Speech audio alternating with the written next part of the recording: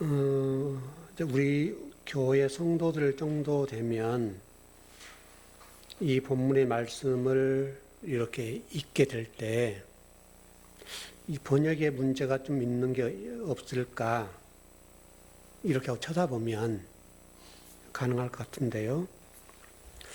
여러분 혹시라도 어느 쪽에 좀 번역이 약간 이상이 된 것 같아요?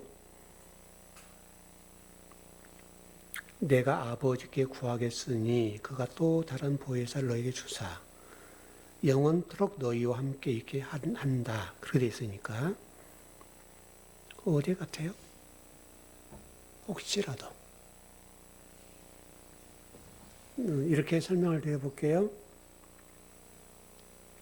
믿음이라고 하는 것에 대해서 공부를 할 때 예수 믿으면 이게 이제 우리가 알고 있는 내용인데 제가 여러분을 가르쳐 드린 것은 예수님 때문에 이렇게 가르쳐 드렸거든요. 자, 그렇게 보고 이 한 본문을 봐보세요. 혹시 어떤 것 같아요?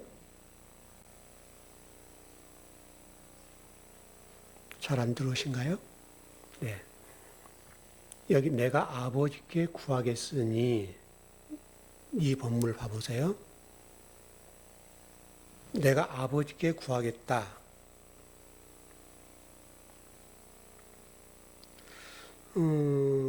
아마도 이 본문이 그냥 우리 한국 교회에서는 통용된 이야기고 내용인데 모두의 말씀 드렸던 대로 예수님 때문에 라고 하는 전제로 보면 이 본문은 좀 다르게 번역이 돼야 됩니다.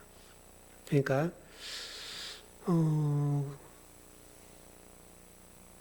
신중심적인 사고에서 보면 이렇게 번역을 하면 안 됩니다. 그러니까 하나님 중심적으로 성경을 보면 이렇게 번역이 안 돼야 돼요. 왜냐하면 이건 옳고 그름의 문제를 떠나서 제가 이제 번역을 해드리겠는데 이 번역의 문제 어떤 거냐면 이렇게 번역하면 돼요. 내가 아버지께 구하겠다라고 하는 것을 원문 그대로 번역을 하면 아버지를 구한다. 아버지를 구한다. 그러니까 우리나라 아마 교회 신앙관에서 보면 쉽지 않죠. 왜냐하면 이 지금 본문에 내가 아버지께 구하겠으니라고 하는 것은 이렇게 되려고 하면 역격이 돼야 돼요. 이 지금 내가 아버지께 구한다라고 하는 것은 문법적으로 역격이야 이렇게 되는 거예요. 근데 원문은 목적격이에요. 목적격. 그러니까 아버지를 구한다. 아버지를.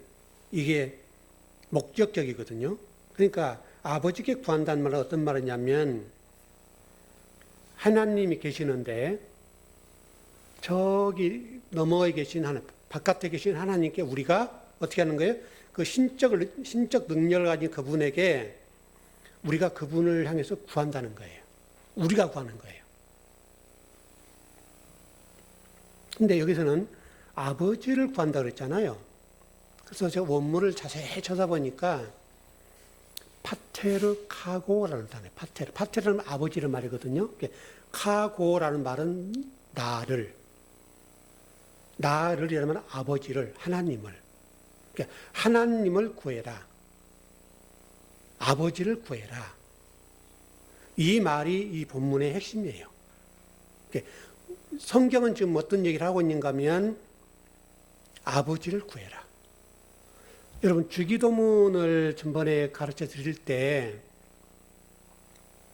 우리는 주기도문이라고 하는 게 뭐냐면 우리의 어떤 필요를 구하는 것을 이해하지만 예수님이 가르쳐 준 이 주님의 기도는 우리의 결핍의 문제를 얘기했어요. 하나님을 구해라. 이렇게 설명을 드렸거든요. 똑같아요, 여기도. 성경 일관되게 하나님 아버지를 우리가 구해야 돼. 왜? 우리 인간에게 결핍이 뭐냐면 하나님이 없는 거예요. 늘 설명드렸던 대로 6 플러스 1이 돼야 된다고요. 6만 되는 거예요. 1이 부족한데 이 1이 아버지잖아요. 우리는 이걸 구하는 거예요. 그래서 인간의 궁극적인 결핍은 하나님 자체예요. 그래서 누가복음 우리 지난 시간에 공부했던 것처럼 누가복음에서도 사람이 구해야 될 대상은 성령이다. 이렇게 말씀드렸죠. 이게 이제 우리 그리스도인들이 구해야 될 건데 이게 이제 근원적인 문제잖아요.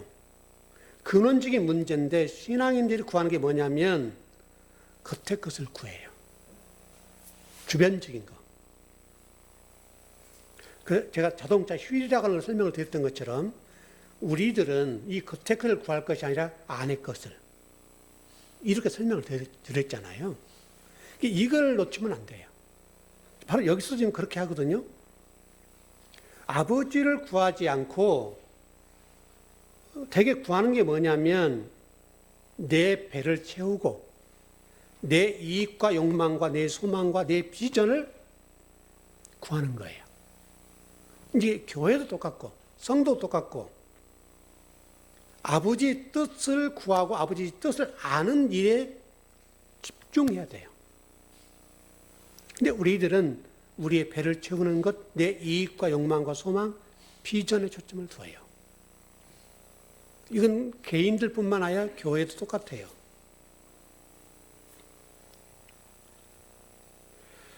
우리 로마서 5장 5절 한번 봐봐요.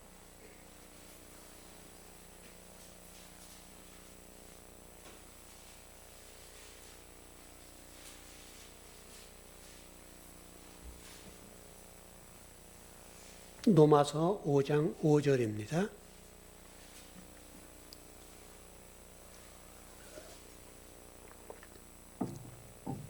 예, 시작. 소망이 우리를 부끄럽게 하지 아니함은 우리에게 주신 성령으로 말미암아 하나님의 사랑이 우리 마음에 부은 바 됨이니. 그 성령으로 말미암아 하나님의 사랑이 우리 마음에 부어진다는 거예요. 그래서 우리가 성령을 구하고 아버지를 구하는 거예요. 이게 우리 인간이 가지고 있는 근본적인 결핍이에요. 그런데 다시 설명하면 아버지 자체가 우리에게 부어지지 않으면 우리 인간은 근본적으로 결핍을 느낄 수밖에 없는 것이다. 모든 인간은, 이 땅에 존재하는 모든 인간은 아버지를 구하지 않으면, 다시 말하면 아버지가 부어지지 않으면 우리는 결핍하다 이거예요. 늘 흔들려요.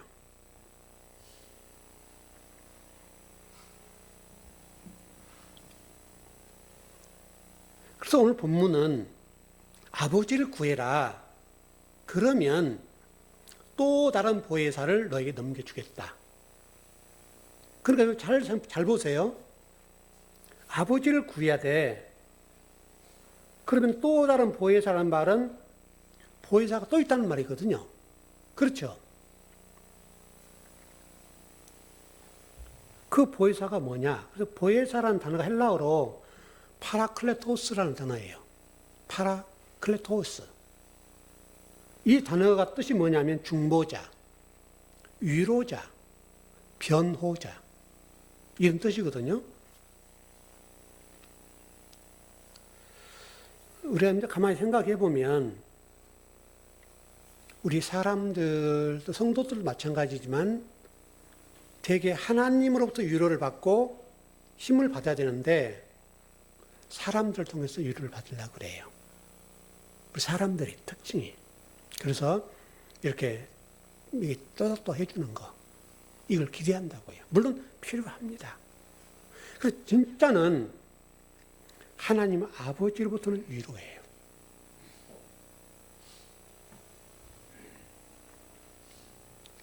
그래서 파라클레토스라는 단어인데 이게 파라칼레오 어근으로 들어가 보면 보혜사라는 단어의 어근을 쭉 들여다보면 파라클레토스라는 단어가 있는데 보혜사가 어근이 파라칼레오라는 단어인데 파라라는 말은 옆에라는 말이고 칼레오라는 말은 부르다란 말이에요. 뜻이 뭐냐면 옆에서 부르다. 그러니까 옆에서 불리워지는 사람. 여러분 아마 그 법정 요즘 최근에 뭐 특검이 있으니까 보실 텐데 피고인이 있고 그 다음에 변호사가 있죠. 변호사. 그 변호사가 하는 일이 뭐예요? 이 피고인을 원고든 뭐 피고든 상관없이 돕는 자잖아, 돕는 자. 도와주는 자거든, 도와주는 자. 그게 뭐냐면 보혜사하고 파라클레토스라는 거예요. 보혜사라는 뜻은 돕는 자.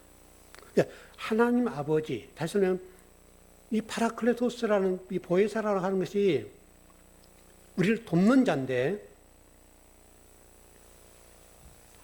오늘 성경에 보면 이 보혜사라는 단어가 성경 전체적으로 5번밖에 안 나와요. 보혜사라는 단어가. 일단 정리를 해보면 또 다른 보혜사는 어떤 의미냐면 그 또 다른 보혜사가 누구냐면 예수 그리스도.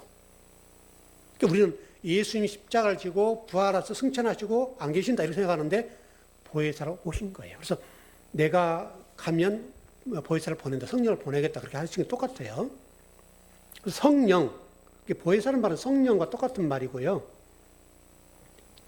한국교회 성도들이 느끼는 이 성령이라는 게 뭐냐면 성령을 거품 물고 입신하고 또 그냥 뭐 이렇게 쓰러지고 어떤 영적 행동을 하는 것으로 이해해요. 대기가. 성령이 오시면 신비한 체험과 능력을 체험하고 막 이런 쪽이라고요. 보혜사 하는 일이 뭐냐면 오늘 14장 16절에서는 아버지를 구하는 것이다.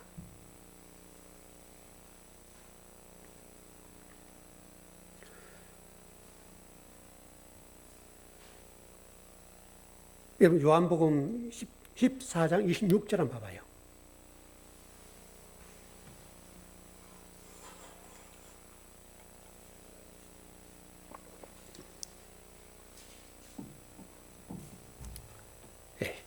시작. 보혜사 곧 아버지께서 내 이름으로 보내실 성령 그가 너에게 모든 것을 가르치고 내가 너에게 말한 모든 것을 생각나게 하리라.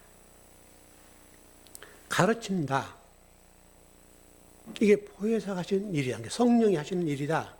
보혜사 곧 아버지께서 내 이름으로 보내실 성령 그가 너에게 모든 것을 가르치고 내가 너희에게 말한 모든 것을 생각나게 한다. 여러분 요한복음 15장 26절 한번 가봐요.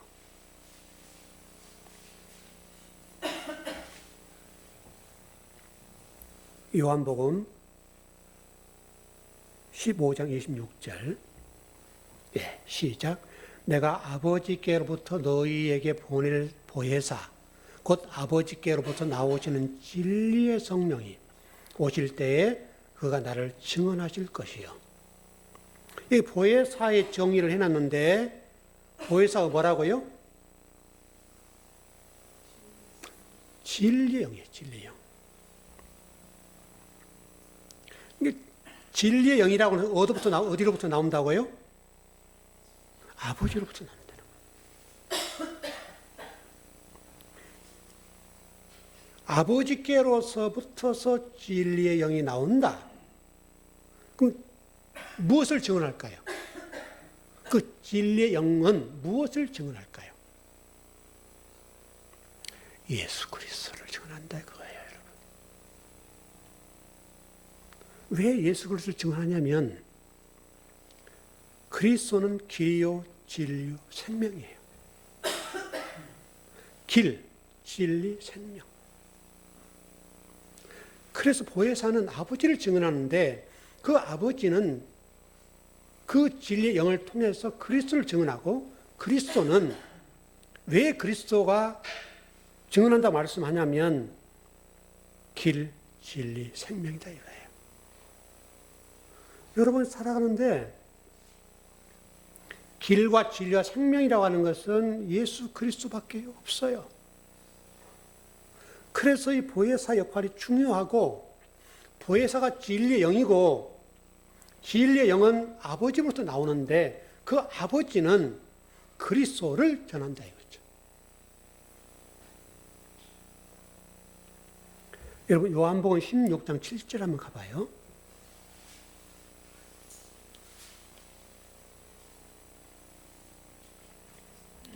요한복음 16장 7절. 예, 시작. 그러나 내가 너에게 실상을 말하노니 내가 떠나가는 것이 너에게 유익이라. 내가 떠나가지 아니하면 보혜사가 너희에게로 오시지 아니할 것이요 가면 내가 그를 너희에게로 보내리니. 여기 지금 보혜사를 어떤 맥락으로 이해를 하는가 하면 아버지께서 떠나시고 아버지께서 우리에게 보내주신 네가 보혜사다. 보혜사. 그 보혜사가 무엇을 하시냐면 여러분 16장 8절 가봐요. 요한복음. 예, 시작. 그가 와서 죄에 대하여, 의에 대하여, 심판에 대하여서 세상을 책망하시리라. 여러분 보혜사가 오셔서 하신 일이 뭐냐면 죄에 대해서, 의에 대해서, 심판에 대해서 세상을 책망한다는 거예요. 그러면 여기 지금 책망이라고 되어 있으니까 여러분 책망이라는 말을 어떻게 이해하실지 모르겠는데 그러면 우리가 좀 이 부분에 잘못되면 몽둥이를 때린다는 말이냐. 책망이니까. 야단을 친다는 것으로 이해할 수 있는데 이 헬라어로 엘렌코라는 단어예요. 엘렌코. 엘렌코라는 뜻이 뭐냐면 드러내다, 폭로하다. 폭로하고 드러내는 게 뭐냐면 엘렌코예요.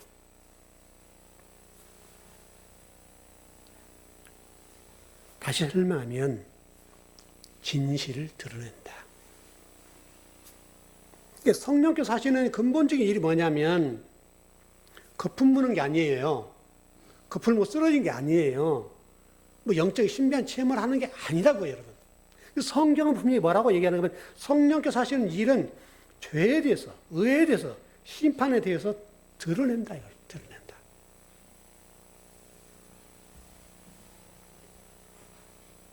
여러분 사도행전 5순절 마가 다락방상 잘 아시죠?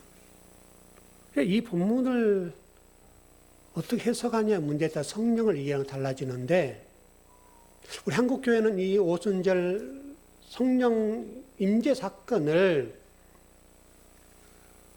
권능을 받고 능력을 받고 신비한 체험을 하고 뭐 계급품을 불고 이쪽이에요. 그러니까 여러분 성령이 임하면 그럴 수 있지 않습니까? 그게 목적이 근본적 목적이 아닌데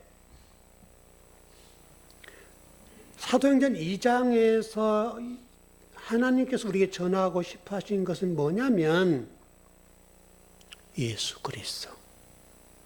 그리스도를 증거하는 거예요. 여러분 이걸 놓치면 안 돼요. 성경은 예수 그리스도를 증언하는 것이죠.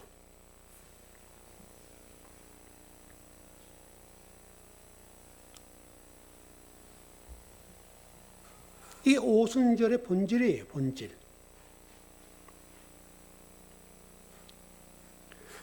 여러분 성령을 교회가 제대로 이해하고 성도들이 제대로 이해하면 신앙의 수준, 깊이 달라져요. 성경적이에요. 성경적으로 바뀌어요. 뜬구름 잡는 게 아니에요, 여러분. 여러분 다시 오늘 본문 봐봐요. 요한복음 14장 16절.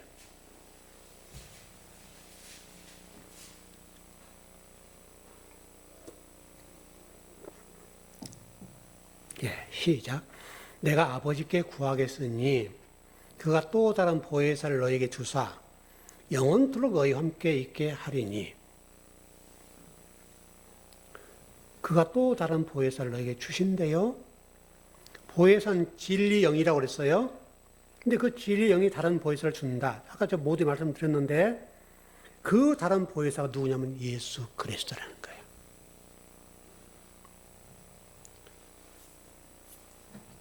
요한 1서 2장 1절입니다.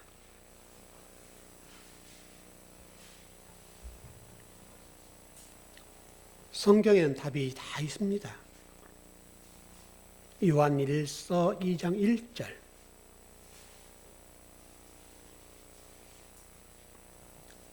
예, 시작.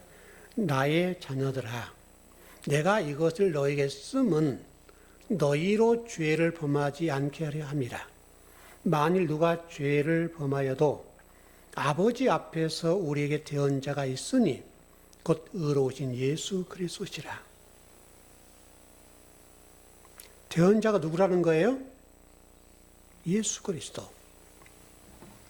이 대언자라고 이제 번역이 됐는데 이 대언자라는 말이 어떤 말이냐면 파라클레토 보혜사라는 말이에요. 보혜사가 있는데 그 보혜사 누구냐? 의로우신 예수 그리스도다. 파라클레토 보혜사는 의로우신 예수 그리스도를 말씀하고 그게 보혜사예요, 보혜사. 그 대언자신 그리스도 우리를 보호해 주신다 이거죠, 여러분. 그러니까 예수님이 십자가를 지고 부활하셔서 승천하시고 올라가시고 그리고 안 계신다 이게 아니에요. 그분이 파라클레토스 보혜사로 또 다른 보혜사로 우리에게 오셨다는 거예요, 지금.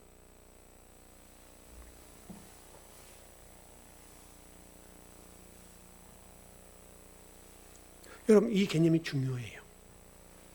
하나님이 우리에게 떠나서 멀리 계시는 분, 아까 하나님께 기도한다. 그 말이 똑같은 얘기인데, 타자로서 볼 때, 그 하나님께 기도해야 될 이유가 뭐냐면, 멀리 계신 분이니까 내 기도를 드려야 되니까 우리가 막 기도를 해야 되는 거예요.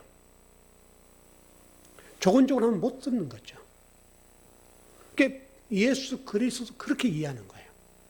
부활 승천하신 다음에 올라가셨으니까 없다는 게 우리에게. 이 개념이에요, 지금. 근데 이분이 다시 오셨는데 진리의 영으로, 말씀으로, 보혜사로 우리에게 오셨다는 거예요.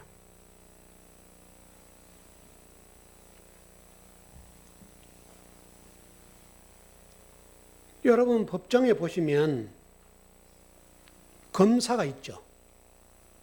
한 사람도 변호사가 있죠. 그 개념이에요, 그 개념.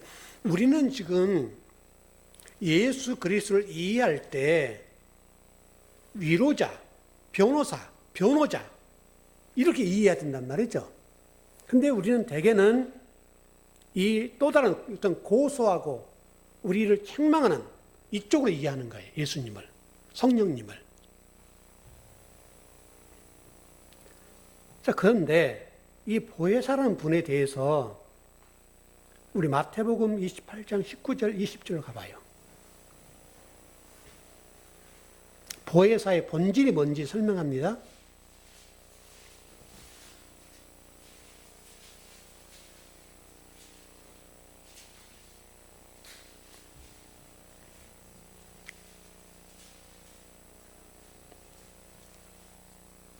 예, 시작. 그러므로 너희는 가서 모든 민족을 제자로 삼아 아버지와 아들과 성령의 이름으로 세례를 베풀고 내가 너에게 분부한 모든 것을 가르쳐 지키게 하라. 볼지어다 내가 세상 끝날까지 너희와 항상 함께 있으리라 하시니라. 보혜사의 본질이 뭐예요? 뭘로 계시는 거예요? 말씀. 여러분 마태복음 28장 19절 20절에 지금 너희와 항상 함께 있다는 말씀을 하시면서 보혜사의 본질을 설명하는데 그게 말씀이다, 말씀.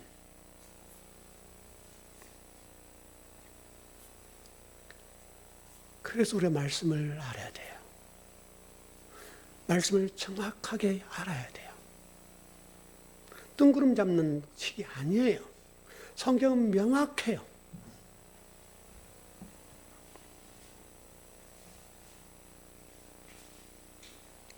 정말 우리 즐거운 교회 성도들에게 오늘 크리스마스를 맞이해서 여러분들이 정말 가장 필요한 게 뭐냐면 여러분 가운데 말씀으로 임재 계신 그 말씀,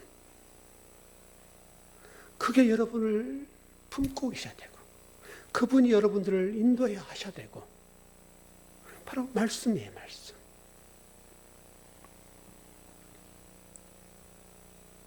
여러분 마태복음 5장 4절로 가봐요.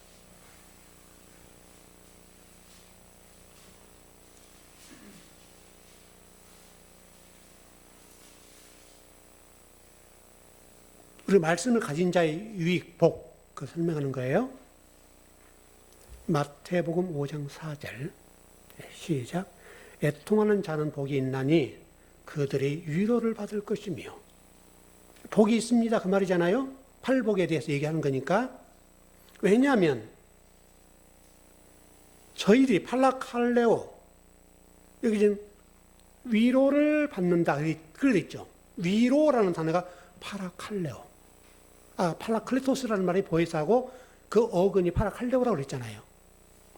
위로라고 지금 번역이 됐지만 이 위로라는 단어가 뭐냐면 하나님이 여기 지금 이 파라칼레오로서 보혜사라고 볼 수 있고 또 더 나아가서 부르다라는 거예요. 부르다. 무슨 얘기냐면 애통하는 자는 파라칼레오, 부르다, 위로 부르다, 초청을 받습니다. 그러니까 잘 한번 봐보세요. 애통하는 자는 복이 있나니 그들이 초청을 받을 것입니다. 하나님이, 예수 그리스도께서, 말씀이 우리를 어떻게 한다고요?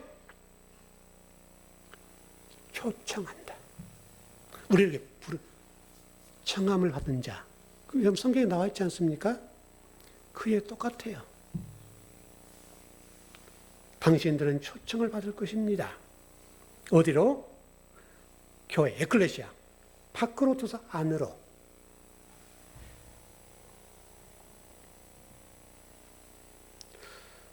애통하는 자라는 단어가 무슨 이야기냐면 펜테오라는 단어예요. 애통이라는 단어가.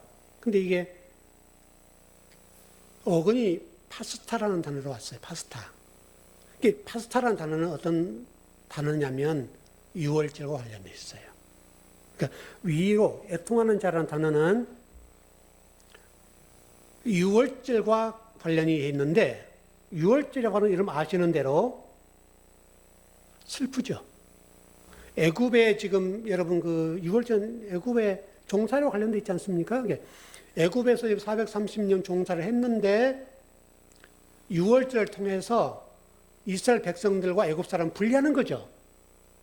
여러분 그게 여러분 유월절이잖아요. 유월절을 통해서 어린 양을 통해서 임방과 문설주의 피를 바르는 사건.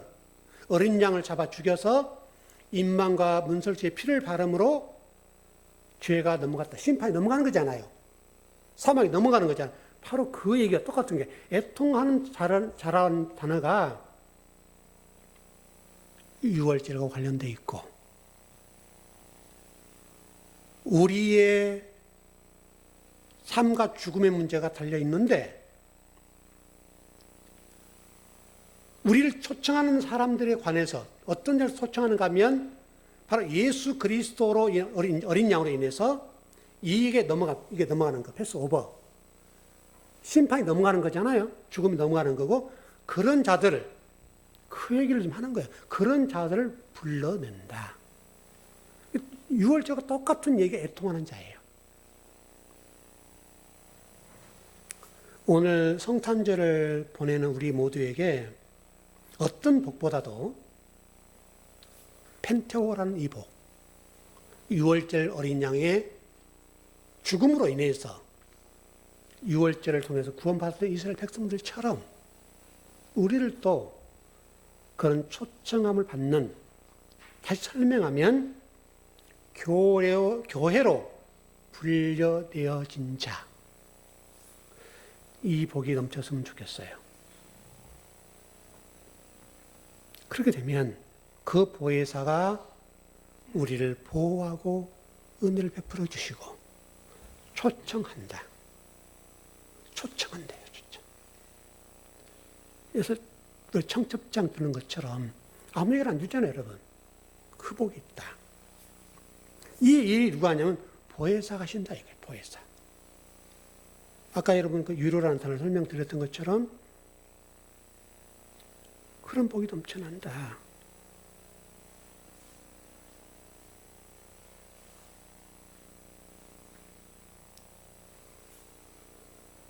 여러분 이스라엘 백성들 잘 보시면 그렇게 6월절을 지내고 광야로 나왔습니다. 그 광야를 통해서 하는 말씀한 게 뭐예요? 광야라는 단어가 여러분 이미 설명드렸던 대로 미드바르. 광야는 말씀의 장소. 말씀의 장소거든요. 말씀으로 양육받는 게 광야예요. 그게 교회예요, 교회.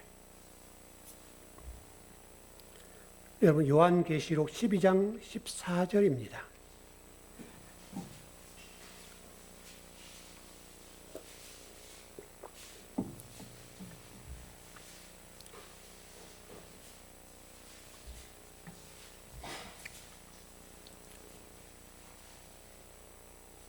요한계시록 12장 14절입니다.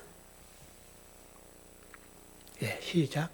그 여자가 큰 독수리의 두 날개를 받아 광야 자기 곳으로 날아가 거기서 그 뱀의 낯을 피하여 한 때와 두 때와 반 때를 양육받으매. 광야는 양육의 장소죠. 또는 시험의 장소이기도 하죠. 여러분, 교회가 그런 곳이라는 거예요. 말씀으로 양육받고 훈련받는 장소가 교회다. 여러분, 마가복음 1장 12절, 13절입니다. 예수님도 똑같아요.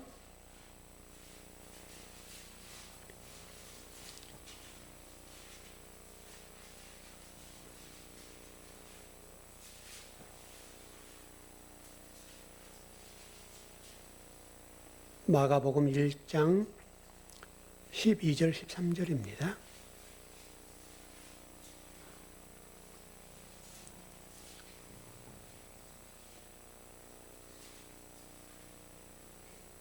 예, 시작.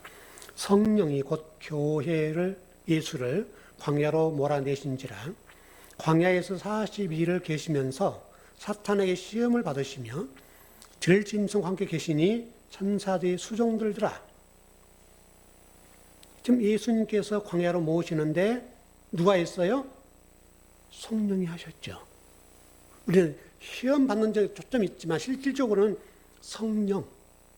무슨 얘기를 하려고 하면 광야라고 하는 게 어떤 곳인가? 광야는 말씀 훈련받는 장소라는 것을 이렇게 설명을 하는 거예요. 이게 성령이라는 단어가 퓨뉴마잖아요. 여러분 잘 아시는 대로. 근데 어근은 프레오라는 게, 퓨뉴마라는 성령이라는 어근은 프레오, 푸레로 이런 단어인데요.